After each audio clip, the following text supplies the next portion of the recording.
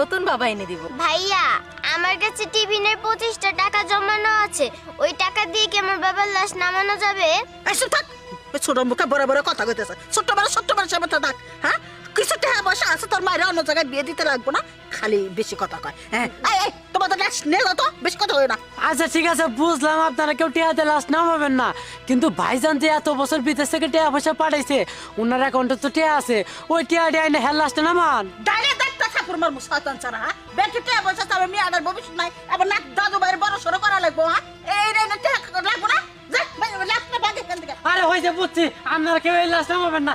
এই লাশ দরকার বলে আমি পুকুরে জঙ্গলে চিহ্ন ফেলাই দেবো, শিয়াল করতে কামড়া কামড়া খাবো না। তাই কর, তাই কর। দাঁড়াও, ওই লাশ আমি নামামু।